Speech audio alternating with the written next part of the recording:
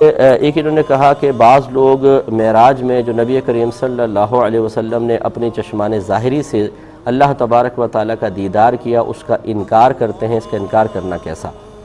دیکھیں، چونکہ دیدار الہی احادیث سے ثابت ہے۔ حضرت ابن عباس رضی اللہ تعالیٰ عنہ کی روایت کے مطابق سرکار نے 2 مرتبہ اللہ تعالیٰ کو ظاہری آنکھوں سے اپنے دیکھا ہے، تو چونکہ حدیث میں ہے تو اس کا اگر کوئی انکار پرٹیکولر اس حدیث کا انکار کر دیتا ہے تو معاذ اللہ اس کو کافر تو نہیں کہیں گے، اس کو زیادہ زیادہ آپ یہ کہہ سکتے ہیں کہ چونکہ جمہور علماء کا مذہب یہی ہے کہ نبی کریم صلی اللہ علیہ وسلم نے اپنی چشمان ظاہری سے اللہ تعالیٰ کو دیکھا، تو ان کی مخالفت کی وجہ سے یہ تھوڑا سا گمراہ ہے، لیکن اس میں کوئی شدت سختی کرنے کی حاجت نہیں ہے۔ اور یہ جو روایت پیش کرتے ہیں کہ سیدہ عائشہ صدیقہ رضی اللہ تعالیٰ عنہا نے فرمایا کہ جس نے یہ کہا کہ نبی کریم صلی اللہ علیہ وسلم نے اپنے رب کو دیکھا، اس نے بہت بڑا جھوٹ باندھا، کیونکہ کوئی آنکھ اللہ تبارک و تعالیٰ کو نہیں دیکھ سکتی، لا تدرکہ الابصار۔ پھر وہ آیت سیدہ عائشہ صدیقہ رضی اللہ تعالیٰ عنہا نے پڑھی، تو اس حدیث کو پیش کرتے ہیں کہ دیکھیں سیدہ عائشہ تو منع کر رہی ہیں۔ سوال یہ پیدا ہوتا ہے کہ سفر معراج کب ہوا تھا، اور اس وقت سیدہ عائشہ صدیقہ رضی اللہ تعالیٰ عنہا کی عمر مبارکہ کتنی تھی، ذرا یہ بتائیے۔ تو اس وقت تقریباً آپ 3 سال یا 4 سال کی ہوں گی، اتنی چھوٹی عمر تھی۔ دوسری بات یہ ہے کہ نبی کریم صلی اللہ علیہ وسلم نے اگر اس رویت کا اپنی زبان سے انکار کر کے سیدہ عائشہ صدیقہ رضی اللہ تعالیٰ عنہا کو بتایا ہوتا، تو جب آپ سے پوچھا گیا کہ کیا سرکار نے اللہ تعالیٰ کو دیکھا، اور جواب میں سیدہ عائشہ نے فرمایا کہ جس نے ایسا کہا اس نے جھوٹ کہا، تو وہ فوراً اس حدیث کو پیش کرتی ہیں کہ مجھے تو خود نبی کریم نے بتایا کہ ایسا نہیں ہوا، ایسا نہیں ہوا، بلکہ انہوں نے اپنے قیاس، اپنے اجتہاد سے ایک آیت سے استدلال کیا ہے کہ دیکھیں اللہ تعالیٰ فرماتا ہے کوئی آنکھ اس کو نہیں دیکھ سکتی، لہٰذا معلوم ہوا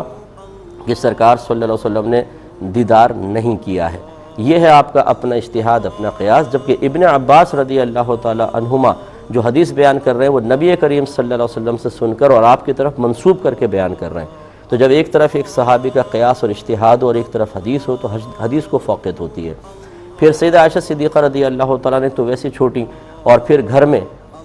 خاتون تھیں، گھر میں تھیں، اور صحابہ کرام علیہم رضوان باہر تھے، اور نبی کریم صلی اللہ علیہ وسلم نے معراج کی جتنی بھی احادیث آپ دیکھ لیں وہ صحابہ کرام کے سامنے، لوگوں کے سامنے بیان فرمائیں۔ گھر سے حدیث کوئی ثابت نہیں ہے، یعنی اس طرح تفصیل سے کہ کوئی سرکار نے گھر میں جا کے بیان کی اور وہاں سے وہ حدیث باہر آئی ہو۔ چنانچہ معلوم ہوا کہ سیدہ عائشہ صدیقہ رضی اللہ تعالیٰ عنہا کے سامنے وہ حدیث نہیں بیان ہوئی ہے، آپ اپنے قیاس سے کہہ رہی ہیں، جبکہ ہمارا عمومی قیاس یہ کہتا ہے کہ جب صحابہ کرام کے سامنے بیان کی تو چونکہ وہ انہوں نے سنا اور صحابہ کے مابین، مردوں کے مابین ہی سرکار نے کلام فرمایا، تو ان کی گواہی زیادہ معتبر ہوگی۔ پھر اگر آپ تھوڑا سا نظر عمیق سے دیکھیں تو ان دونوں اقوال میں، دونوں چیزوں میں کوئی تفاوت نہیں، کوئی ٹکراؤ نہیں، کوئی اختلاف نہیں، کوئی تنافی نہیں ہے۔ وہ اس طریقے سے کہ ادراک جو ہے، ادراک اس کا مطلب ہوتا ہے احاطہ۔ جو یہ آیت کہہ رہی ہے کہ لا تدرکہ الابصار، کہ اللہ تعالیٰ کو کوئی آنکھ نہیں دیکھ سکتی، آپ ترجمہ اس طرح کر سکتے ہیں، لیکن جب آپ ٹیکنیکلی طور پر دیکھیں گے تو لا تدرکہ کا مطلب یہ ہوگا کہ کوئی آنکھ اللہ تبارک و تعالیٰ کی ذات کا احاطہ نہیں کر سکتی، یعنی اس طرح ہم اللہ تعالیٰ کو نہیں دیکھ سکتے کہ اس کی ذات پوری نگاہ کے دائرے میں آ جائے۔ جیسے یہ پین ہے، یہ میری نگاہوں کے دائرے میں پورا نظر آ رہا ہے، آپ کو بھی آ رہا ہوگا، لیکن اگر میں اپنا ہاتھ اپنی آنکھ کے بالکل سامنے کر کے دیکھوں تو ہتھیلی اب بھی نظر آئے گی، لیکن میری آنکھ کی روشنی یا میری آنکھ کی جو بینائی ہے وہ پوری ہتھیلی کا احاطہ نہیں کر رہی، نظر آ رہا ہے لیکن احاطہ نہیں ہے، ایک مختصر حصہ نظر آ رہا ہے۔ تو بس ان دونوں میں کوئی ٹکراؤ نہیں۔ نبی کریم صلی اللہ علیہ وسلم نے جو بیان فرمایا کہ میں نے اللہ تعالیٰ کی زیارت کی، اس سے مراد یہ تھا کہ اس طرح دیدار کیا کہ آنکھ نے احاطہ نہ کیا۔ اور میری والدہ سیدہ عائشہ صدیقہ رضی اللہ تعالیٰ عنہ جس رویت کا انکار کر رہی ہیں وہ رویت ہے کہ جس میں آنکھ اللہ تعالیٰ کی ذات کا احاطہ کر لے۔ تو آپ اندازہ کر لیں کہ رویت کا دونوں جگہ انکار نہیں ہے، اگر ادھر اقرار ہے تو وہ اقرار کہ احاطے کے بغیر زیارت، اور سیدہ عائشہ جس دیدار کو منع کر رہی ہیں وہ ہے جو احاطے کے ساتھ ہو، تو لہذا تفاوت کوئی بھی نہیں ہے، دونوں میں تطبیق ممکن ہے۔ اور جائے نماز پر اگر مسجد نبوی یا خانہ کعبہ بنا ہو تو ہم اس کو منع ہی کرتے ہیں۔ ہمارے مفتی استاد محترم مفتی عبدالقیم ہزاری صاحب فرمایا کرتے تھے کہ یہ دشمنان اسلام کی سازش ہے کہ انہوں نے مسلمان کے قدموں تلے ہمارے مقدس چیزوں کی شبیہات کو قدموں کے تلے کر دیا۔ بعض لوگ کہتے ہیں اس سے کوئی فرق نہیں پڑتا، میں صرف سمجھانے کے لیے کہتا ہوں، اپنے والد صاحب کی تصویر لیجئے گا، نیچے رکھ کے اس پہ پاؤں رکھ کے بتائیں مجھے۔ اب وہ آپ کے والد تو نہیں ہے نا، پکچر ہی ہے نا، لیکن آپ کا دل نہیں مانے گا۔ تو پھر مکہ مدینہ کو سامنے رکھ کے اس پہ پاؤں بھی لگ رہے ہیں اور چڑھ رہے ہیں اور سامنے زمین پہ گرا ہوا ہے، یہ بالکل مناسب نہیں ہے. ایسے مسلوں کو تبرکن رکھ دیں, استعمال نہ کریں, سادہ مسلح استعمال کیجیے. ٹھیک ہے. ایک انہوں نے پوچھا کہ کمیٹی ڈالنا کیسا ہے, جس کو وی سی کہتے ہیں, کبھی بی سی بھی کہہ دیتے ہیں, یہ ڈالنا کیسا ہے؟ دیکھیں اگر تو اس میں ایسا ہے کہ بھئی ڈالیں گے قرآن اندازی میں جس کا نام آ گیا اس کی بی سی نکل جائے گی, اور پھر وہ بعد میں بی سیاں بھرتا رہے گا حتیٰ کہ مقدار پوری ہو, اس طرح حتیٰ کہ سب کو پورے پیسے مل جائیں گے, کسی کو اضافی پیسہ دینا نہیں پڑے گا, کسی کا کوئی نقصان نہیں ہوگا, تو ایسی بی سی ڈالنے میں کوئی حرج نہیں ہے. یہ اکثر لوگ اس لیے ڈالتے ہیں کہ گھر میں رہیں گے پیسے تو خرچے ہو جاتے ہیں, جب دینا ہوتا ہے ٹینشن ہوتا ہے, بوجھ ہوتا ہے سر پہ, تو پیسہ کچھ نہ کچھ جمع ہو جاتا ہے اور ایک مطلب بڑا اماؤنٹ ایک ساتھ ہاتھ میں آ جاتا ہے, اس میں کوئی حرج نہیں. لیکن اگر اس میں غلط قسم کی کنڈیشن ڈال دی جائے کہ بھئی قرآن اندازی میں نام آئے گا, جس کی بی سی نکل گئی وہ گیا, باقی جو ہیں وہ لوگ اس میں شامل رہیں گے, وہ لے کے پیسہ نکل جائے, اب وہ مزید نہیں دے گا, اب ہمیں زیادہ دینا پڑیں گے, حتیٰ کہ جو آخر میں بچے گا اس کو سب سے زیادہ پیسہ دینا پڑے گا, یہ نقصان کا وہ شکار ہوگا, یہ تو پھر جوا ہے. اس طرح کا نہ کریں. تو اگر آپ بی سی ڈالنا چاہتے ہیں تو پہلے اگر بی سی ڈالنے والے نے کچھ شرائط رکھی ہیں, وہ شرائط وہ کنڈیشن ضرور کسی اچھے مفتی صاحب کو چیک کروائیں. مفتی صاحب کو, ہر عالم فتویٰ دینے کی صلاحیت نہیں رکھتا ہے. اچھا, ہر مفتی ہر مسئلے میں فتویٰ دینے کی صلاحیت نہیں رکھتا ہے. بعض حضرات اپنے آپ کو مفتی کہتے ضرور ہیں, لیکن ایک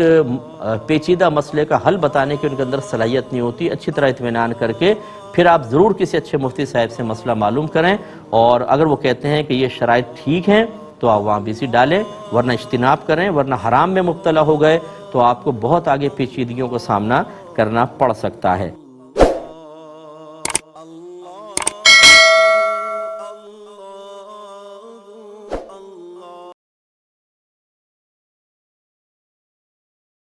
ایک انہوں نے فرمایا کہ کوئی پڑوسی ہیں وہ جوئے کا کاروبار کرتے ہیں, تو ان کے ساتھ میل جول رکھنا, کھانا پینا, شادی بیاہ میں جانا کیا شرعی حیثیت رکھتا ہے؟ دیکھیں, اگر کوئی اعلانیہ طور پر گناہ کبیرہ کر رہا ہو, اس نے حیا کا پردہ اپنے چہرے سے ہٹا دیا ہو, تو ہماری شریعت کا تقاضا یہ ہے کہ اس کا سوشل بائیکاٹ کیا جائے, یعنی اسے اس کے گناہ کا احساس دلایا جائے, خصوصاً اس طرح کے مسائل میں. ویسے تو دیکھیں بے نمازی پن بھی اعلانیہ ہوتا ہے, غیبتیں بھی اعلانیہ طور پر ہو رہی ہیں. اب اگر ہم ہر ایک کا سوشل بیک آؤٹ کرنے لگ جائیں تو یقینی سی بات ہے کہ بہت مشکل ہے, یہ گزارا کیسے ہوگا, اپنے گھر میں ہی سوشل بیک آؤٹ شروع ہو جائے گا. تو علماء نے فرمایا کم از کم ایسے گناہ کہ جو مطلب نگاہوں میں بہت بڑے اور معیوب اور برے سمجھے جاتے ہوں, اگرچہ بے نمازی پن بھی گناہ کبیرہ اور جوئے کا کام کرنا بھی گناہ کبیرہ ہونے میں دونوں برابر ہے, لیکن معاشرے کی نگاہ میں اگر آپ غور کریں تو نماز کی قضا کا اتنا اس کو معیوب نہیں سمجھا جاتا, جبکہ جوا, زنا کرنا اعلانیہ طور پر یہ بہت برے سمجھے جاتے ہیں. اس کا مطلب یہ ہوا کہ نماز قضا کرنا بہت بڑا گناہ, بہت بڑا وبال, بہت بڑی بے حیائی, لیکن ایک ایسا جسے عوام بھی بہت برا سمجھ رہے ہو اسے کرنا, اس کا مطلب ہے کہ نہ اللہ تعالیٰ کی پرواہ ہے اور نہ مخلوق کی پرواہ ہے. تو کم از کم ایسے لوگوں کا ضرور بیک آؤٹ کرنا چاہیے, جسے 3 طلاقوں کے بعد کہیں سے فتوے لے کر اور میاں بیوی ساتھ رہ رہے ہوں اور ایک حرام زندگی گزار رہے ہوں, ان کا بھی سوشل بیک آؤٹ کرنا بہت ضروری ہے. تو اس لیے اس طرح کے لوگوں سے میل جول رکھنا بہت دور رہنا, میل جول ترک کرنا ضروری ہے, کیونکہ آپ برے کے ساتھ رہیں گے آپ پہ انگلی اٹھے گی, آپ پر بھی تہمت لگے گی, لوگ آپ پر بھی گمان کریں گے کہ یہ بھی جوئے میں ملوث ہوں گے, پیسہ دیتے ہوں گے, پروفٹ لیتے ہوں گے, اسی لیے میل جول رکھ رہے ہیں. اور میرے آقا صلی اللہ علیہ وسلم نے ہر ایک ایسے مقام پر جانے سے منع فرمایا جہاں تہمت لگنے کا اندیشہ ہو یا انسان اپنے آپ کو کسی کی زبانی یا قلبی غیبت پر پیش کر دے, اس لیے اجتناب کرنا واجب ہے.